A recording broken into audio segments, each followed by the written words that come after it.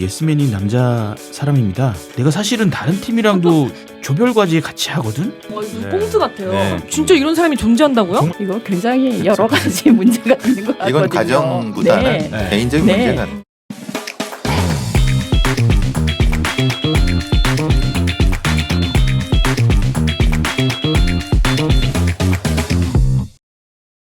세상에 단 하나의 정답은 없다. 세상 모든 고민을 말하고 나만의 맞춤 솔루션을 선택하는 국내 최초 상담 배틀쇼 1위 사라졌습니다. 네, 1년이 지났기 때문에 이제 현실 유부남의 세계로 왔다. 웰컴 유부월드 박희순 씨 모십니다. 네, 안녕하세요. 박희순입니다. 네.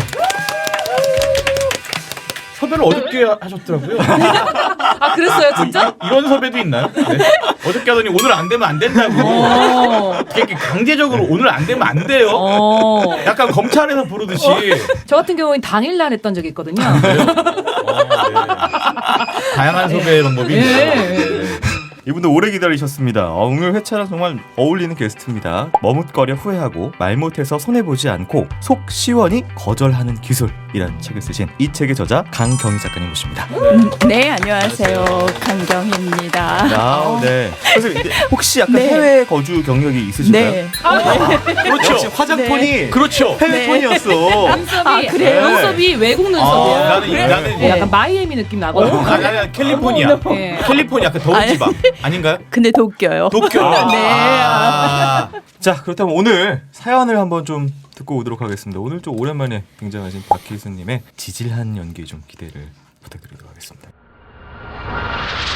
저는 거절을 못해서 무조건 예스맨인 남자 사람입니다. 생각해보면 한 번도 제대로 거절해본 경험이 없는 것 같기도 합니다. 길거리에서 유니세프 사랑의 열매 같은 단체들이 권유하는 정기 후원을 거절하지 못해서요. 현재는 7곳에 매달 후원하고 있습니다.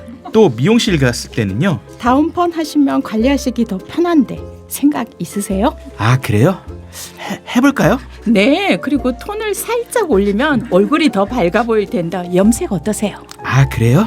해볼까요? 그렇게 이발만 살짝 하러 갔다가 3시간째 미용실에 앉아있는 저를 발견하기도 합니다. 근데 또 전문가들의 판단이다 보니까요, 스타일이 좋아지긴 하더라고요. 대학 시절엔 조별과제 조를 짜는 과정에서 A라는 팀에서 같이 하자는 제안을 받아서 알겠다고 했는데 B라는 팀에서 또 같은 팀을 하자는 제안을 했습니다. 저는 거절하지 못하고 두 팀에 다 소속되게 되었고 과제를 2배나 하게 됐습니다. 저는 날방 까며 A팀에서는 자료조사를, B팀에서는 PPT 제작을 했습니다. 피곤함에 뇌가 코로 쏟아져 나올 것 같았습니다. 그러다 어느 날 A팀과 B팀의 시간이 겹치게 됐고 저는 이를 해결하기 위해 친구가 속해 있던 A팀 팀장에게 전화를 걸어서 상훈아, 내가 사실은 다른 팀이랑도 조별과제 같이 하거든? 뭐라는 거야? 그니까 네가 같이 하자고 그래서 알겠다고 하고 B팀에서도 같이 하자고 그래서 알겠다고 했다고. 근데 B팀도 오늘 회의거든. 너 뭐하냐? 라고 했을 때 과연 사연자가 뭐라고 답했는지를 맞춰보는 겁니다. 이래서 예스맨이에요, 예스맨. 이거 꽁트 같아요. 네. 진짜 이런 사람이 존재한다고요? 정말 잘 썼는데 이 꽁트요. 이게 진짜 실제 상황이기 때문에 더 재밌는 것 같아요. 네. 거절 못하는 사람이 또 있어요. 또 유난히. 그죠. 네, 근데 이제 책을 쓰셨으니까 거절 못하는 사람들의 이유는 뭐예요? 왜 우리가 어렸을 때부터 좋은 사람이 되라, 착한 맞아요. 사람이 되라. 착한 사람 컴플렉스. 네, 맞습니다. 그런 착한 사람 콤플렉스가 있어서, 그리고 거절이라고 하는 말 자체가 부정적으로 들려요. 네, 맞습니다. 익숙하지 않고. 네. 네. 그래서 내가 이 사람을 거절해, 그럼 이 사람이 날 싫어할 거야. 그래서 저도 다 라고 사귀는 하는, 거거든요. 사귀자 그러면. 아, 진짜요? 거절을 못해요. 얘기나 해볼 걸. 사귀었을 거예요 진짜로. 그러니까. 네, 정말로. 거절을 못한다라는 의미는 내가 하고 싶은 말을 진짜 못한다는 의미나 마찬가지잖아요. 맞아요. 근본적인 원인은 자존감, 자아존중감과 연결이 되어 있다라고 생각을 하는 거예요. 그러니까 자아존중감, 자존감이 낮은 사람일수록 내 상황에 대해서 솔직하게 얘기를 하지 못하고 있다는 의미나 마찬가지잖아요. 봐, 안 믿었죠? 저 자존감 낮은 거. 저 자존감 낮다니까요. 근데 이분의 병을 뒷받침해주는 또 하나의 약간 좀 안 좋은 게 자기 합리화인 것 같거든요. 자기 합리화. 네, 이거를 되게 자기 합리화를 해서 나한테 좀 전문가의 손길이 닿으니까 내가 좀 괜찮아졌네라고 이분이 모든 상황을 그렇게 마지막에 마무리를 하시는 것 같아요. 더 깔끔해지고 더 근사해지면 그건 문제가 없는 거잖아요. 네. 근데 정말 모르는 자동차에 관해서 뭐 몇십만 원을 덤탱이 쓰게 한다든지 그런 경우가 오히려 더 많죠. 이분 가장 그 문제가 지금 PT 때도 사실 조별 과제라는 게 진짜 되게 빡세거든요. 이런 사람이 있는 건 처음 봤어요. 웬만하면 다 안 하려고 하는데 그걸 2개를 맡아서 괴로워하다가 진짜 코가 뇌에서 나올 것 같은 그런 정도로 괴로워하다가 이 사연자가 뭐라고 답했는지 선택지 3개 중에 맞춰보는 겁니다. 첫 번째입니다. 어쩔 수 없었어. 미안하지만 오늘 A팀 회의에 빠질 수 있을까? 두 번째입니다. 일단 미안하다는 말부터 해야 될 것 같다. 정말 미안해. 세 번째입니다. 그래서 말인데 혹시 A팀 회의 시간 조금만 변경해 줄 수 있을까? 아, 네. 셋 다 뭐. 네. 이건 답은 명확하죠. 네. 왜냐하면 양쪽을 상처 안 주는 방향. 오케이. 근데 저는 이 선택지를 보면서 네. 1번 선택지는 대책을 나 빠질게 하고 자기가 분명히 결정을 했어요. 네. 그리고 3번 선택지도 시간을 변경을 요구를 해서 그 상황에 대해서 뭔가 해결책을 강구하는 행동으로 이렇게 하자라고 제안을 했잖아요. 네. 근데 2번 선택지만을 아무런 대안이 없는 거예요. 둘 다 하려고 하는 것 같다는 느낌이 들어서 3번. 저도 3번이라고 생각했거든요. 저는 1번이요. 1번? 네. 어? A팀 팀장에게 전화를 할 정도면은 네. A팀에서 좀 빠지면 안 될까라는 얘기를 어느 정도 마음속에 있고 전화를 했을 것 같아요. 자, 우리 나피니님. 정답은 3번이에요. 오. 그래서 말인데 혹시 A팀 회의 시간 둘다 한다고? 변경할 수 있을까? 양쪽 팀원들은 다 그냥 속이 뒤집어질 거예요. 더 열받을 그렇죠. 것 같은데.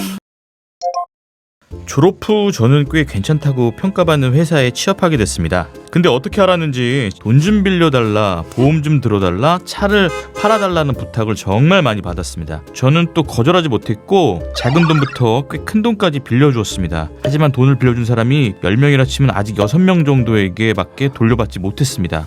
이로 인해 인맥이 정리되는 것 같았고 나름 좋은 점 같았습니다. 뭐야 이것도 자기 합리화인가요? 어머니 말씀을 들어보면 저는 어릴 때도 이랬던 것 같습니다. 저는 장난으로 아래 2살 차이 남동생 하나, 10살 차이 나는 막둥이 여동생 하나가 있습니다. 제가 동생들 돌보는 것을 잘하면 역시 큰아들 척커더. 그 말을 듣는 것이 좋아서 저는 다른 형제들처럼 남동생과 욕하며 크게 싸워본 적이 없습니다. 최근엔 제가 좋아하는 여성을 만나게 됐는데요. 그녀의 똑부러지는 모습과 웃을 때 예쁜 모습이 좋았습니다. 그렇게 1년 정도 만남 후 결혼 얘기가 나올 때 그녀는 저희 통장 속 후원 금액과 친구들에게 송금해준 목돈들을 보며 설명을 원했고 저는 모든 것을 설명했습니다.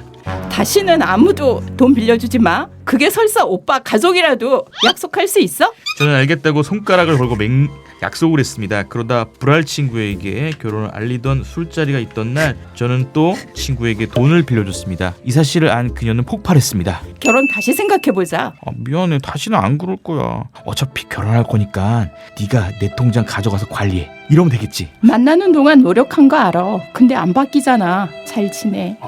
좀 애매한 사이 친구들이 좀 돈을 이렇게 빌려달라고 해요. 애매한 친구들이 애매한 금액의 돈, 약 뭐 한 10만 원 정도? 를 애매하지 않은데 엄청 큰데요? 아니 근데 좀 선배님 호구네. 아니 근데 이 친구는 이래요. 2달 뒤에 줄게. 그래 그렇게 얘기해. 근데 너 20% 줄 거야. 이자를 20% 준다고요? 지금 내가 하는 주식 계좌가 지금 마이너스 35%니까 20%면은 당근 넣어주는 잠깐 내가 현금이 근데 약간 고민하게끔 그렇게 어떤 약간 얘기를 하더라고요. 네. 그 돈을 저는 조금씩 1년이 넘어서야 다 받았어요. 받긴 받았어요? 원금만 그것도. 20%는 그러면 왜 안 주셨어요? 그걸 얘기를 난 못해. 말을 못 하셨어요? 괜히 쪼잔하게 그 20%는 뭐 이런 얘기를 못 하니까 그냥 원금만 받는 걸로 하고 그 친구와의 관계는 되게 서먹서먹하게. 그럴 것 같아. 약간 근데 생각이 나는 게 저희 언니가 카드를 되게 많이 썼었어요. 그래서 이 카드 썼다가 저 카드 썼다가 막 돌려받기를 하다가 나한테 돈을 빌려달라고 해가지고 한 250인가 언니한테 빌려줬는데 언니가 돈을 안 갚는 거예요. 그래서 돈을 좀 갚아라 그랬더니 맞아. 서로 화를 내. 낸다니까. 이게 갑과 을이 바뀌어요. 마음고생을 내가 해. 반대로. 저는 그래가지고 약간 제가 쓴 스킬은 걔 인스타에 가가지고 좋아요를 따다다다 눌렀어. 내가 생각나라고. 나라는 사람은 일단 한 개만 누르면 모를 것 같아서 연속으로 좋아요 눌렀는데 무언의 압박이다. 연락이 없더라고요. 이 가족 관계가 영향이 있을까? 이분이 본인이 얘기하는 거에 따르면 본인이 장남이고 영향이 있죠. 네. 근데 이렇게까지 그 거절을 하지 못하는 사람이라면은 좀 이거 굉장히 여러 가지 문제가 있는 것 같거든요. 이건 가정보다는 네. 개인적인 네. 문제가.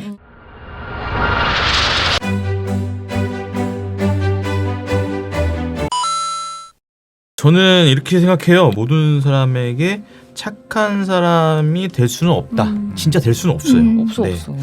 인생에 있어서 가장 챙겨야 되는 사람은 나라고 생각해요. 일단 내 자신의 자존감이나 내 행복도가 먼저다. 나를 챙기고 나를 사랑하자. 잘 안 될 거예요. 근데 하셔야 돼요. 네. 본인이 일단 깨달아야 되는 게 가장 첫 번째로 중요하다라고 생각을 하거든요. 자기 자신에 대해서 보다 더 생각을 하고 공부를 하고 그리고 자기 자신이 갖고 있는 문제들을 깨닫고 그걸 해결하려고 하십시오라고 하는 게 저로서는 그런 솔루션을 드리고 싶네요. 이거 보면서 영화 한 편이 이게 의외의 영화 한 편이 떠오르더라고요. 혹성 탈출 진화의 시작입니다. 네네네.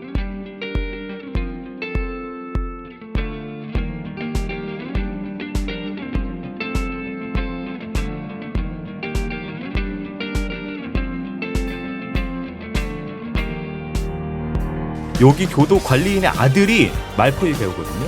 막 학대 행위를. 그 말포이가 오늘도 학대를 하기 위해서 전기 지지는 걸로 시저를 때리려고 이렇게 딱 드는 순간 시저가 그 손을 딱 잡고 음성 언어를 최초로 합니다. 노. 감독이 생각하기에 뭔가 존엄성을 갖게 된 존재가 최초로 할 만한 말은 뭘까? 노예요. 바로 사연자가 못하는 그 말이죠. 이 증상을 고치기 위해선 저는 이 증상 나을 때까지 일단은 기부까지 다 금지했으면 좋겠어요. 본인이 삶의 주체성을 회복했다고 생각하면 그때 다시 생각해서 안 될 것 같은데. 네. 일단 다 끊고 오늘부터 모든 대답은 조건만사로 노로 해서 하시면 될 것 같아요. 약간 오해도 살 지점까지 갈 때쯤 나한테 요구하지 않는 몇몇들은 남아있을 거예요. 그때 다시 관계를 걸음마 뛰듯이 시작을 하시는 게 어떨까. 존엄한 인간으로서 노를 외칠 수 있는 사연자가 되시길 기원하면서 이 혹성 탈출 진화의 시작을 추천드립니다. 네. 자, 주제 제한 없이 어떤 고민이든 상관없이 사연 보내주시면 됩니다. 1사라@팟빵닷컴으로 보내주시면 되고요. 메일 보낼 때 전화번호 꼭 기입하셔야지 저희가 빨리 방송 아이템으로 서로 연락 주고받으면서 진행할 수가 있습니다. 네. 자, 오늘 오랜만에 1사라 방문해주신 박 교수님. 네. 1년에 한 번씩 이렇게 방문하는 것 같아요. 내년에 또 한 번 이렇게 또 한번 방문하도록 하겠습니다. 네, 너무 즐거웠습니다. 너무 감사드려요. 네. 우리 강경희 작가님. 이게 우리가 같이 대화를 했다라고 하는 게 굉장히 기쁩니다. 네. 저희 다음 주에 뵐게요. 안녕. 안녕. 아이고. 모든 질문에 노를 하라고 하셨으니 피드백도 기한 내에 안 보낼까 생각했는데 그건 민폐인 듯 싶네요. 네, 일단 김PD님 머리를 세게 얻어맞은 것처럼 얼굴이 붉어지고 심장이 덜컹했어요. 그리고 배 교수님 저 나쁜 놈 맞습니다. 빵에 가야겠네요. 영치금 넣어주시나요? 절컹절컹. 그리고 안나님 스트레스를 받는 건 사실입니다. 그런데 부탁을 들어줄 때마다 스트레스가 손가락 한 마디 정도의 크기라면 거절할 때 받는 스트레스는 팔뚝만한 크기라서 안나님 말씀처럼 이래도 저래도 스트레스인 것 같습니다. 네, 뭐 감사하고요. 아니 그러면 우리 지금 저번 주에 했던 우리 솔루션을 다 거절한다는 거예요. 반은 성공했네요.